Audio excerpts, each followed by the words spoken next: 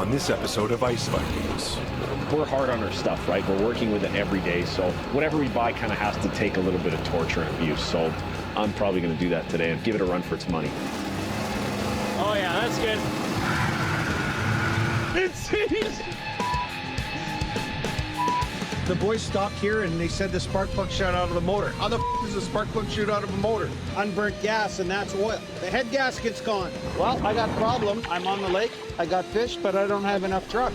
Okay, here, let's see if I can go up this. I'm not even here sometimes. It seems like I'm somewhere else. Clear ice, hitting clear ice again. Oh! You gotta be a little crazy to do this. Why do you want to come out in 40 below and push it? Woo! That is very good fishing. It is worth it if you're catching fish. That's the smell of money, baby. Just another day in paradise. You're living the dream.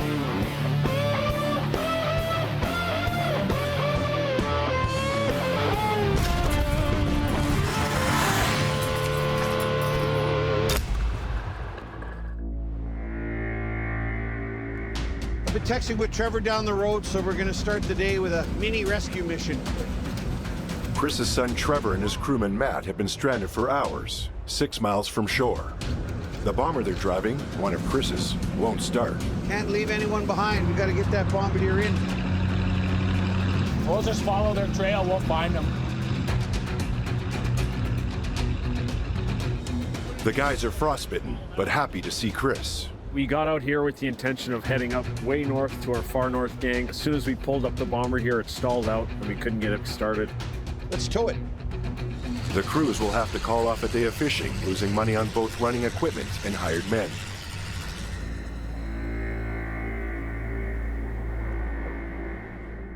It's still early in the fishing season as the ice continues locking into place on Lake Winnipeg. Just outside of Gimli, on Moonlight Bay, the Bjarnason crew gets to work early. So far, it's been pretty normal, but with that warm weather, it's going to take a little while to freeze the ice further out. You need a fair amount of ice further out to set on. The temperature is finally dropping to seasonal lows, so they are hoping for a big catch to make up for the late start. We'll try to lift 10 because of that blow coming up. Oh, it looks like it's going to come from the northwest, a storm.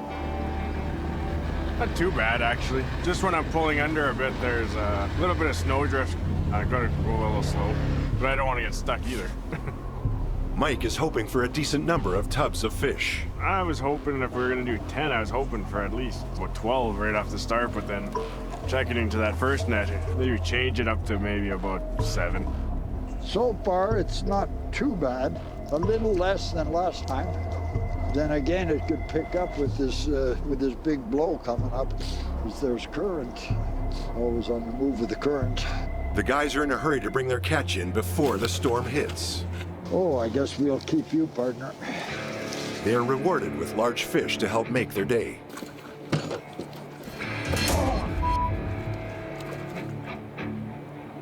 I just got caught in the net and I slipped. Clear ice, hitting clear ice again. It's not too fun. Glare ice occurs when wind and fresh snow polish the ice surface, making it hard to gain traction.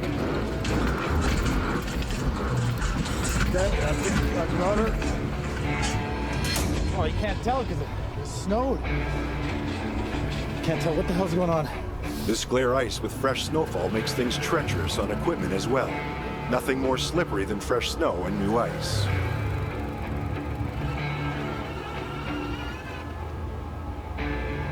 God! Something's gone wrong. Holy Christ. The line holding the net in place seems to have been cut by the ice auger. The net drops and is now impossible to find. Gee. Got a hook. Richard is now forced to try a homegrown technique. First I used the shovel, and she wouldn't hook onto the shovel. He started pulling, and it slipped off. Tried, and I said, geez. Then plan B to try and hook the net. Oh, then she'd be straight down here. You want me to drill on this side? Still, no luck. Right on here, yeah. Holy Christ.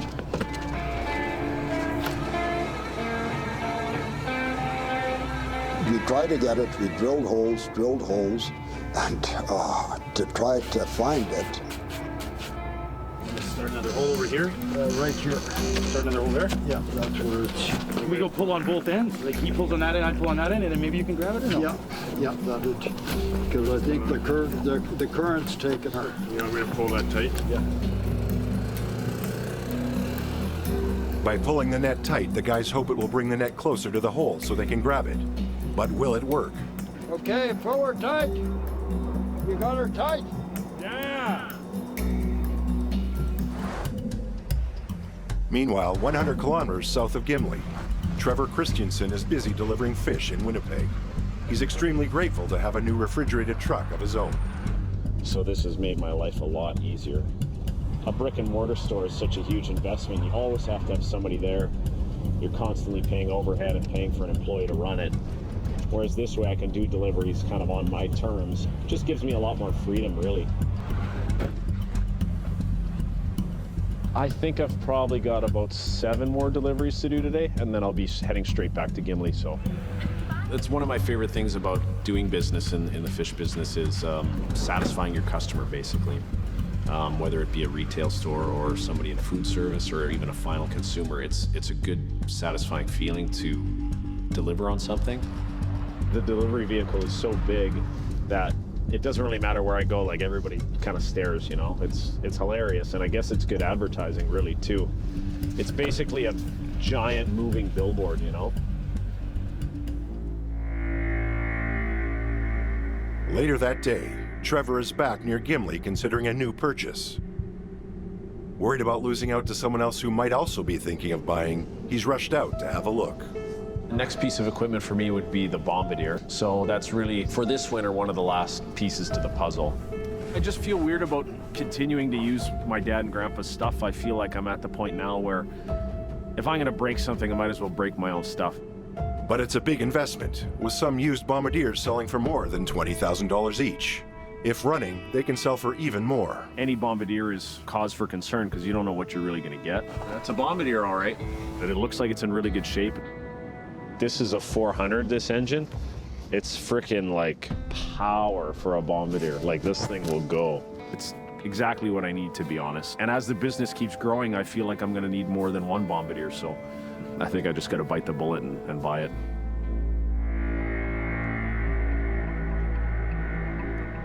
In Moonlight Bay, Richard, Mike, and Sheldon are still trying to rescue a dropped net under the ice. Okay, pull her tight. Have you got her tight? Yeah! So I got it. Let her go. Let it go! I got her. Oh. And then finally I could feel something came. But that was nice to see. Oh my God. Disaster averted. Richard hooks the net and brings in their valuable catch. That's all good.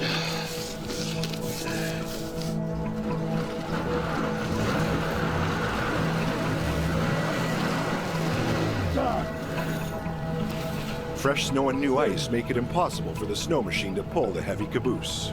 Mike and Sheldon lend a hand, but it's dangerous work. Okay, go, go, go, go, go. Yeah.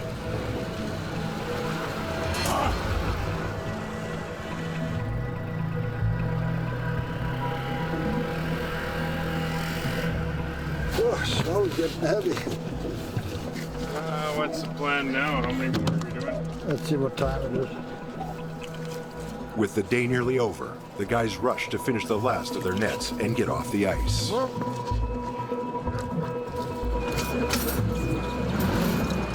But again, the sled gets stuck.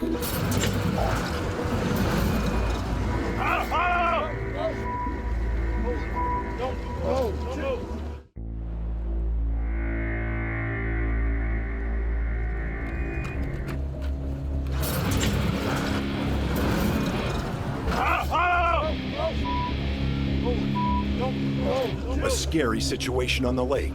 Sheldon is caught in the snowmobile track. My boot got caught. Fucking roller. Wrapped right up in the track. At times it can be pretty dangerous, yeah. Got caught in a track. The track was spinning, so he went and he lifted the skidoo up a bit and it got caught on his leg. That hurt a little bit. I think I got a little lucky there. The track kind of pulled him under a bit, but he's fine. Sheldon's boot is what saves his foot from getting chewed up. I just crushed my toe a little bit. Again, he tries to free Richard from the glare ice and snow.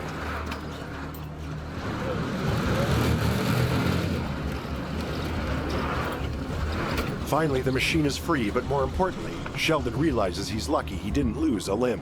I got really lucky there. It could have been a hell of a lot worse. It's Monday. Slipping and falling and everything seems to go wrong. I'm scared the out of myself there. But I heard lots of horror stories. And usually you don't notice, can't tell right away how bad it is. That's why I know a guy lost 3 of his toes. And one guy lost a leg. Got my foot wrapped in the truck. Thanks for the rollers and everything. On the skidoo. I just kind of slipped when I was trying to get out loose there. I'm gonna try to stay safe this year because I missed all of last year. I broke my hand and wrist. So I had to get a bunch of steel plates in, and then they said my recovery time was only gonna be 2 months. It was 8 months. I know lots of guys who, even just the beginning of the year, they're out for the year because they slip and fall the wrong way, break their knees, break their legs, wrists, ankles. You don't know what's underneath the snow, so you just slide and usually fall. I don't want to miss another year. That was a long winter last winter with not being able to work. Yeah, it's pretty horrible. Because I didn't lose any toes, go have some beers. Yeah.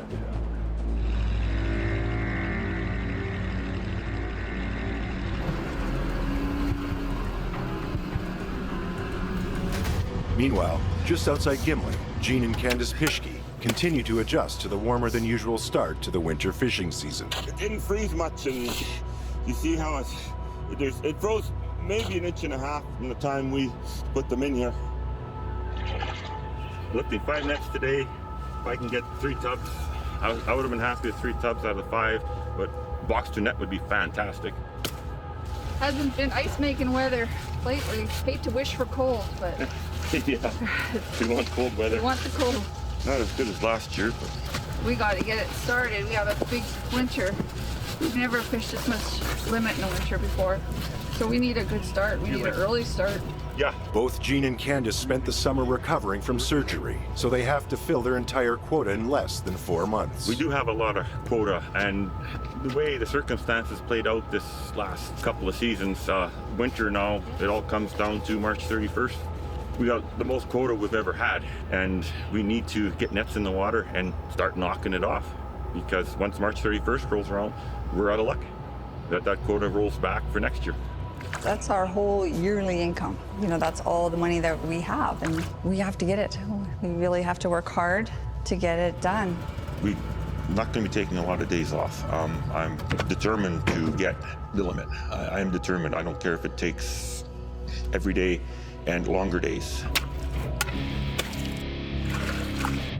Trying to take fish out differently this winter. I just don't have the same dexterity in the hand and strength, so this winter you got to do what you got to do. My physiotherapist at work will be good for me mentally. So leave it at that. My main focus right now is Candace and I are basically healthy enough to go every day, because it might take every day this winter to get what we need. And I'm not gonna sit back and not try. You gotta try. We have a game plan, and like same as last year, we have plan A, B, and C. And if it takes all of them, we'll get it. We got 1 more left in this string. And then we'll go up to get those 2, I guess, that we just said. Yeah, I think that would be, I'm kind of curious to see what's there. They froze on. Hope they didn't freeze on. Well, don't say that.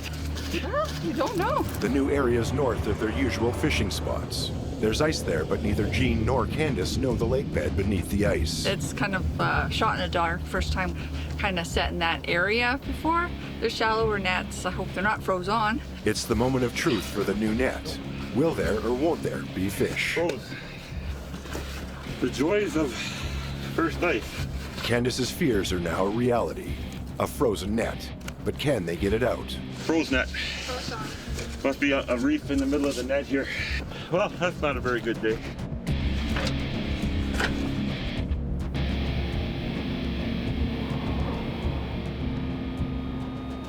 The next morning, Trevor arrives at the Christensen camp north of Gimli. He's hoping for a full day with a big catch. We're gonna lift as many nets as we can get. I want to get probably about 20 boxes for today. That's the goal. Fish has been dropping off a little bit, which I kind of expected. And if I don't really hit that target within so many nets, I think I'm going to plan to set some more tomorrow.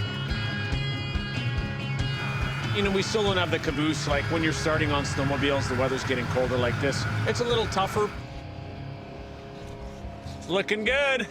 The good fishing will help pay for the bomber Trevor wants to buy, but he's already thinking of another big purchase. There is the Snow Bear. I know that's a thing.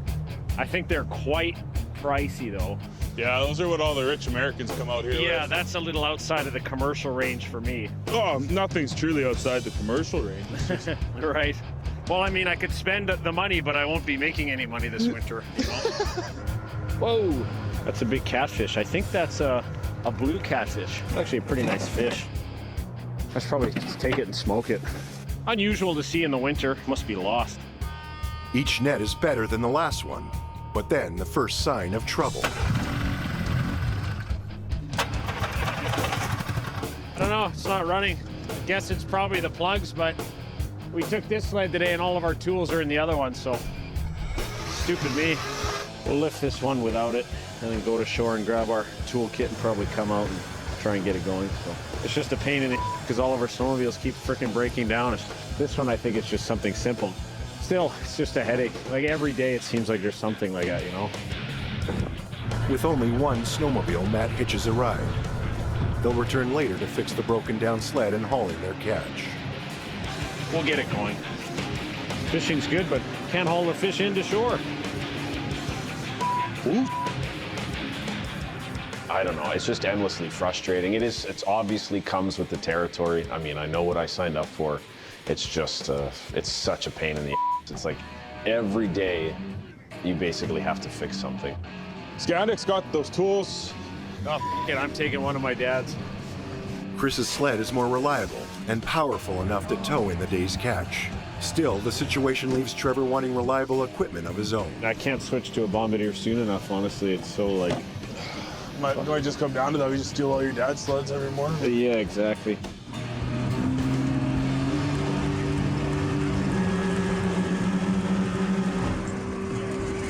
Lack of spark might be the issue. Trevor changes the plugs to get the snowmobile going. It'd be really, really nice if this is all that it is. But if this one starts running, that'd be pretty damn nice. Yeah.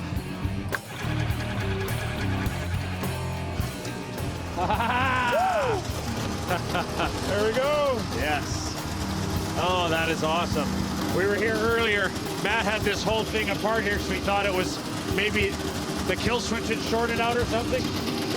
That's a relief. Okay, good. Well, I guess I'll take this guy in, and it's rare stuff like that happens for me. It's usually always a big problem. You got to take it in. Everything's got a $1,000 bill. Okay, buddy, that's good. Need a little help getting going.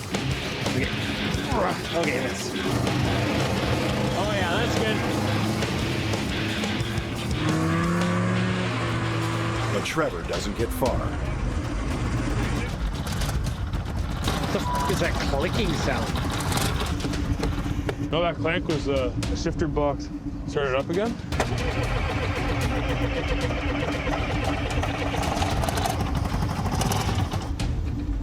That's so many different noises that it could be. It's hitting the piston, that could be lifters clacking, that could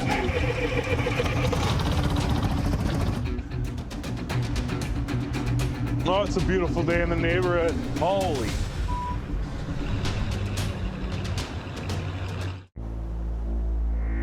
Trevor and Matt's sled is stalled 8 kilometers from shore. Oh, it's a beautiful day in the neighborhood. Yeah. It's a 2-stroke engine, and now the guys think the oil isn't being injected into the gas. The guys decide to mix the oil directly into the tank.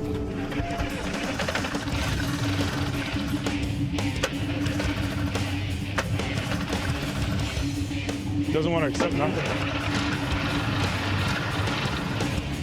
just start heading out. I'll just hook this up. They're hoping to keep it running long enough to limp back to their base on shore.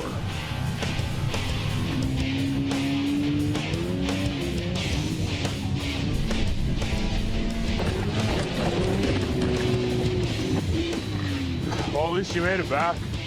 I was humming and hawing about it for a bit. Tomorrow, I don't give a f. 15 grand, I'll spend it. The constant equipment breakdowns are too much to bear. I'm getting a brand new snowmobile tomorrow. I'm going straight to Gimli Snowmobile Center and picking one up. And I hemorrhaged all this money on sleds. And we're so busy now, and I just don't have time to be back and forth and popping $1,000 into these sleds all the time. I need a new sled anyways for next year, for this year, so I've honestly just had it.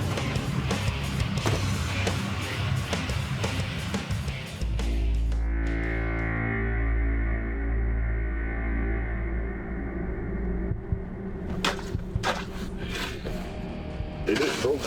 A net frozen into the ice stops Jean and Candace's day in its tracks. I'm gonna walk down. Candace is gonna line me up so I'm kind of even and drill some holes and see if we can hook the net up.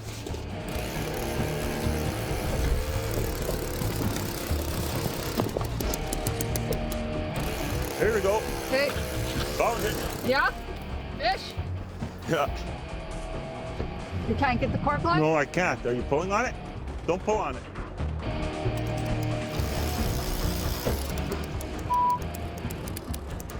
I'll try to see if I can get the cork line going. Then we just cut the net in half. Yeah, it's still froze here, eh? It's froze up quite a ways. Usually it's just a spot where it's froze. Finally, Jean tracks down the problem area of the net. There we go. Bring your skidoo and your boggin, maybe. It's very shallow water between these two holes here. Very shallow with reef running through here. So I couldn't tell at the time we were setting, but as you can tell now, the net froze on and kind of a screwed up situation, but we'll get the net out and just won't be able to fish here anymore. I'm thinking it should be free here. We got to try to get it done ourselves, but we can't have nets that are failing and are duds. With the net free, they can continue the day. But there's a lesson to be learned. Won't be setting here again. Like these nets only fish at 5 feet. There was over 10 feet of water where we started setting. I don't know. We probably make one net out of the two. And then the rest of it that's ripped up and go to the garbage dump. Got most of it out.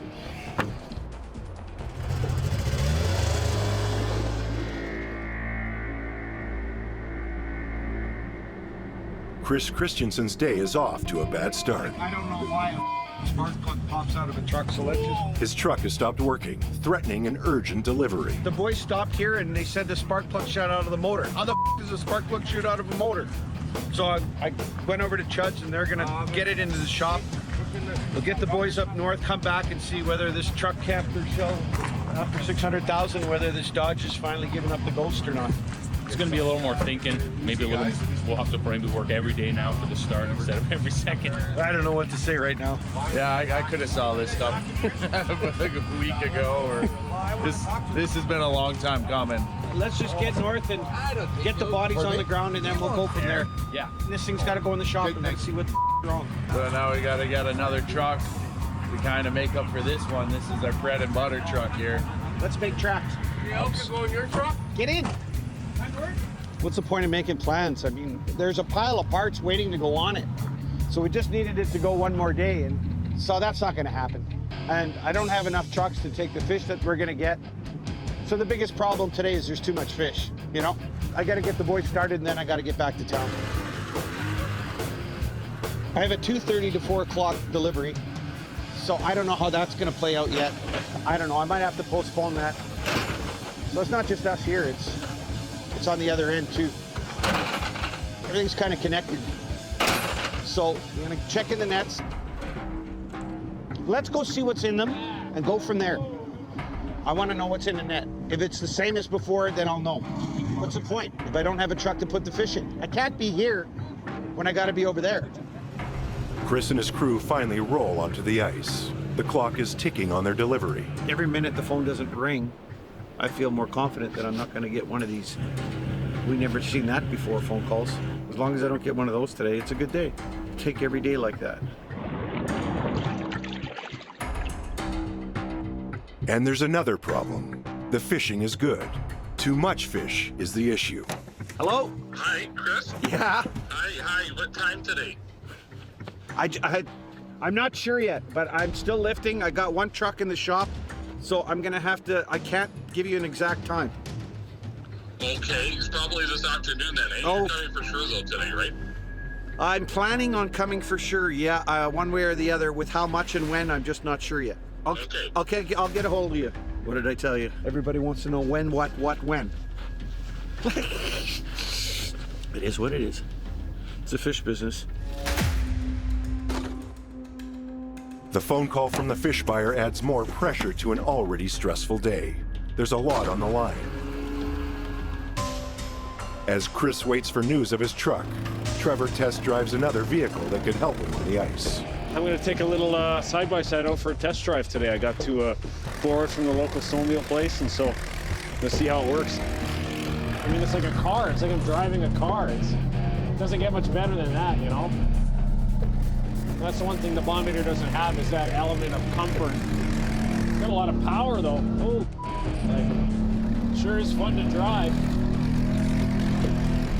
Okay, here, let's see if I can go up this.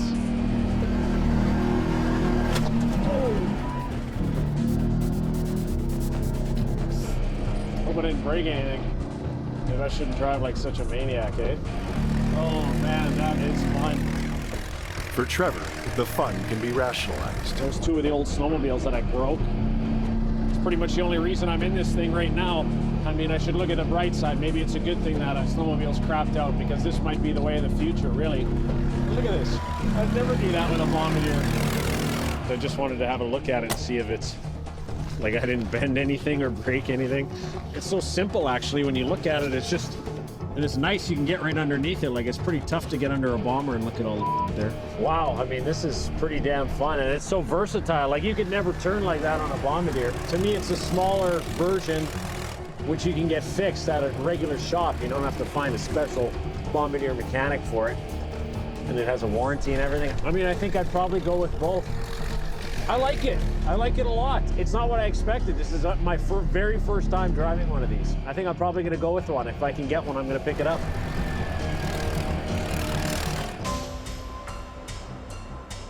Back on the ice with the day's pressure mounting, Chris checks in on the progress of his truck. Without it, his delivery will be smaller than promised, and he risks upsetting the local fish buyer. If it's toast, I'm gonna wanna know. If it's not toast, I'm gonna wanna know. I just wanna know. I don't have any friends on my phone. I just got people who phone when breaks. Sad, eh? Did you get that hunk of junk in there? Why would it do that? Don't tell me you've never heard of that before, because I'm sick of hearing that. How long have you been doing parts and you've never heard of this? Why me? So yeah, sure enough, confirmed. The only thing I never want to hear anyone tell me is I've never heard that before. That's what it's going to say on my tombstone. Chris never heard that before, Christensen. Maybe I'll just stay here till we can, as long as I can stay here. Chris decides to get some fatherly advice on the situation. Okay, my truck's at Chud's. Have you ever heard anybody tell you I've never heard that happen before?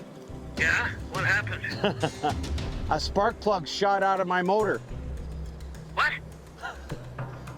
A spark plug shot out of my engine block. Yeah, I've heard about that. Well, I was just told that I'd never heard that before, but now I'm hearing that you've heard that before. Yeah. What does it mean? It must have been loose.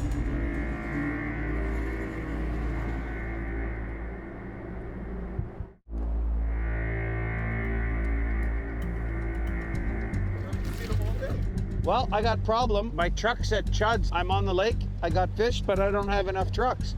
A truck breakdown puts Chris Christensen's fish delivery in peril, and he could lose an important fish buyer. Well, what about mine? Well, I'm just wondering what to do. Well, I'll have to come there, that's all. That would help. Okay. Okay. Well, I'll be there. I'll let you know when. Chris's dad, Robert, saves the day. Emergency, Robert. Rescue once again. This time it's not for an auger, but he offered. So I knew he probably would. Today it's gonna work out good. But if I can keep lifting while I got the boys here, maybe it's gonna work out okay. That's the way the winter goes. Everything just kind of breaks in series. As long as everything doesn't break on all at the same day, then it's good. Don't ask for trouble, eh? It'll find you. Guess I could phone on that truck, but nah, you know what? I really don't want to know. I'll live this moment, just this moment right now. We're on the last net, so we'll get into shore, and the day just kind of worked its way out somehow. Now the race is on as the fish buyer has called to demand a 4 p.m. delivery. Everything depends on his dad's arrival with a working truck. Well, I got a call from Chris to tell me the news, and I started laughing after he told me that a spark plug shot out of his engine. I've heard of something like this before, but only when they got loose. That's what I've heard of it. So I threw everything down, put some fuel in the truck, and here I am ready to go. You see what they got there? Huh? There's more coming. I wouldn't have been able to take it all home if I didn't have your truck. I was gonna just do half the nets and then maybe do the rest of them tomorrow. That's why you have a father. That's kind of nice to have family when you need them, especially one who has a truck. Perfect timing. We pulled in, he pulled in just in front of us like it's, you know what? He's instinctual. He kind of knows exactly what's gonna happen. You got the whole crew. So there we go. 3 trucks again, off for another load. So we got all the fish. We're gonna get it all where it's gotta go, and all the promises we made the night before are our dreams come true today.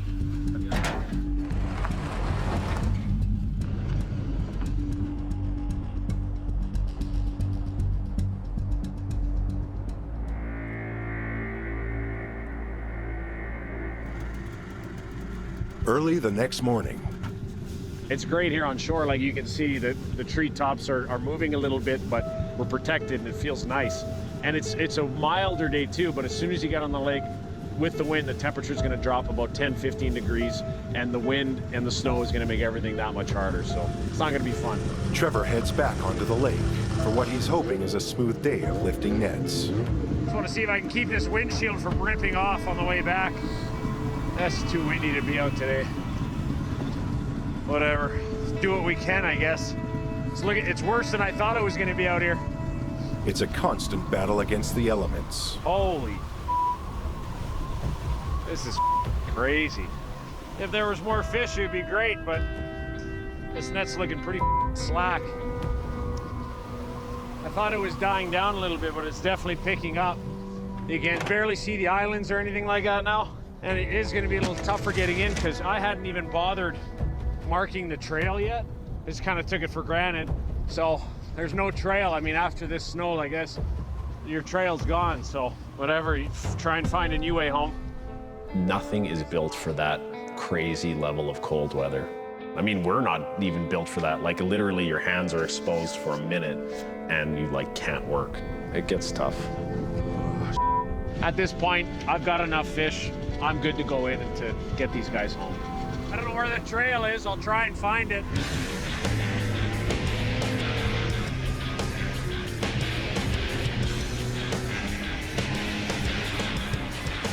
But then, Riley has a problem. It's seized.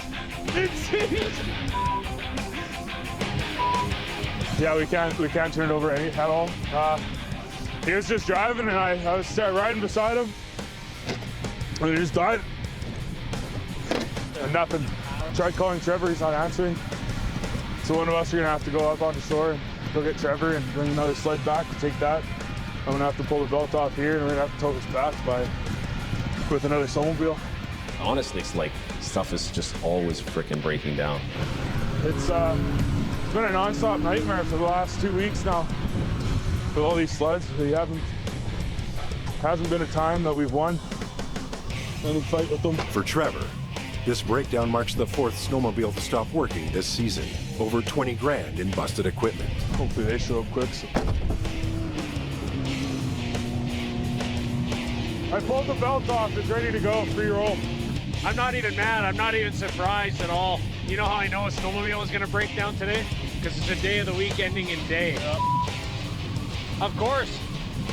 What do you guys think the problem is? I don't know, because I didn't want to dig too deep into it because it's at the point that there's no return anyways. Oh yeah, I'll tow it in with this guy, I guess. If it is seized, then it's a total loss, so I don't make anything today. Luckily, I got the new snowmobile coming in a couple days, so every day this season has been an issue with the snowmobile, so I'm glad I'm buying that new one because I just can't take it anymore.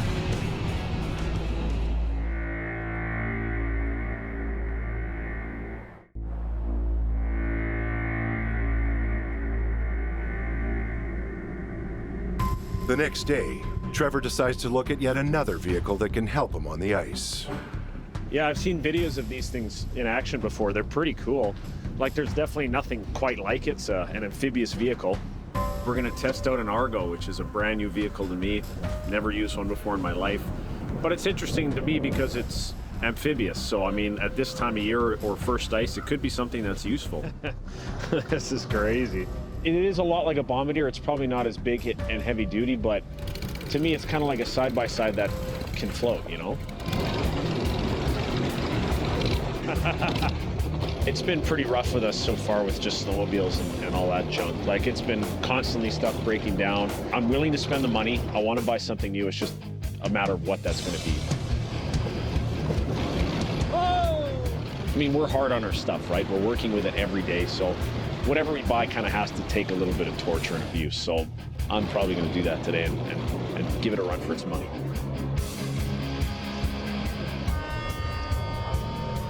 There's no way a bombardier side-by-side could turn on that radius. Pretty impressive. Oh. The one benefit this thing has is it's amphibious and it floats, so maybe it's the right way. I mean, I could pull my lifting caboose. Really, that's what all this is about, is pulling the caboose, getting fish to shore. This thing's a little slower than I would like, but it might still be the right idea, so I'm willing to try it out.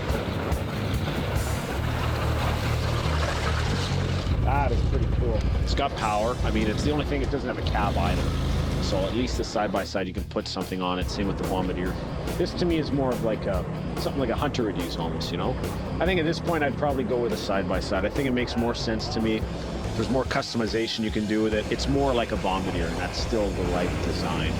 A side-by-side, if you get something new, you've got the warranty with it. And to me, I feel like that's probably the right way.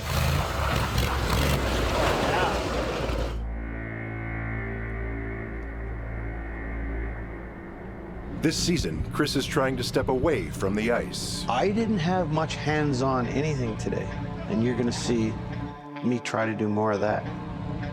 Come and drive the sled. His goal is to leave the fishing to his crew so he can concentrate on other areas of the business. We got so much fish to catch and da-da-da-da-da. How are we gonna do that? We know how to do that. What I'm more interested in is finding out where that fish ends up. I wanna know more about the other end of the fishery and who's selling it and how it's being marketed. So now I see this differently. And I got Devin and Joel just at the right age where they can just take this caboose as something new to them. But for Chris, stepping back is easier said than done. Try not to be in the way. When we start putting that net back, you're gonna see that belt here. I don't know if it got wet or if this is too slack on the pulley. I got another belt. I'm gonna put another belt on there and see if that makes a difference, but I gotta wait for Joel. Hey, chatty chat. Tubbs, don't think about what you have to tell someone. The role of Papa Bear is difficult for Chris to relinquish. 3 people in here working, not standing around vaping. You want to prove to people that you can do what you say you're going to do. Golden rule, I've told the boys. And that way, when I'm not around, maybe I don't have to be. Things will still work. You know what I'm saying? They've got brains just like anybody else. You want this to go higher, right? Okay, well, I mean, I'll try that. If that doesn't work, then I'll try another belt. If that doesn't work, then I don't know what to do. The water's dripping down onto the belt. And even on here, look at how the water's collecting on the spool. So the line is icing up and so is the belt. It needs to be dry so that when you engage it, it tightens up. Okay, let's see what happens. Here we go. Look at that. It's already making a noise. Look at the ice on it. See the ice on it? This needs to be protected.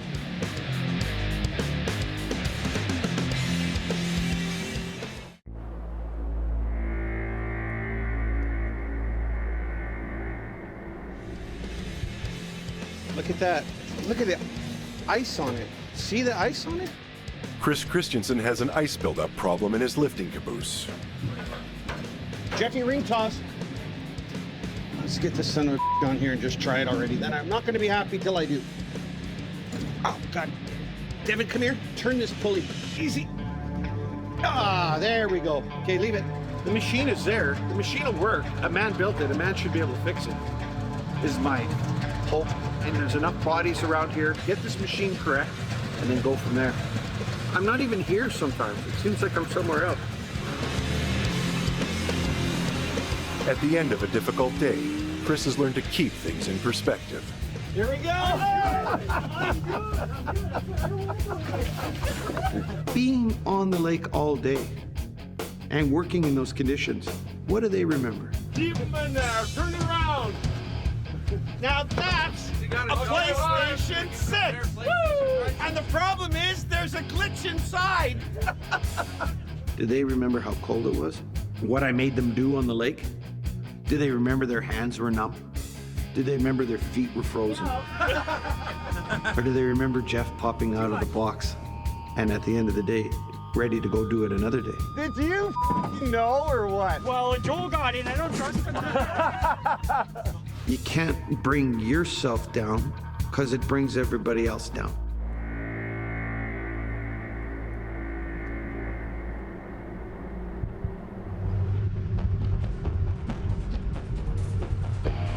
Sinking money into any sort of piece of equipment is kind of scary too, because there can always be the next best thing that comes along and you go, oh, I bought this old thing that's obsolete, or why did I just spend $50,000 on bombardiers and snowmobiles when I didn't need them?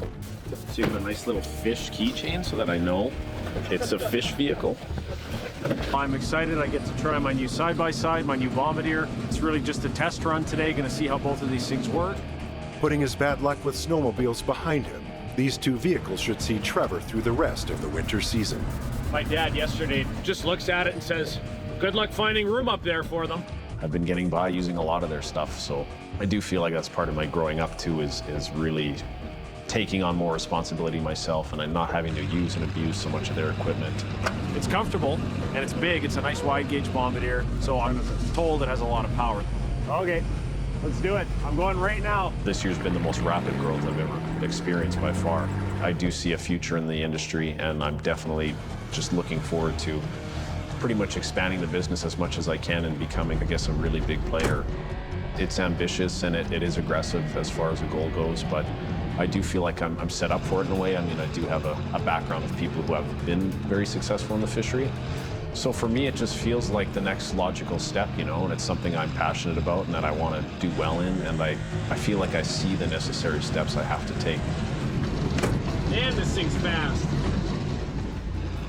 Next time on Ice Vikings. You know, I used to hear stories and think, how does all this happen to all these fishermen? Get out, get out, get out. Every day is a new surprise of some sort of bull. Calling the fish gods. In a snowstorm, go driving right into this thing. You're not coming out of there.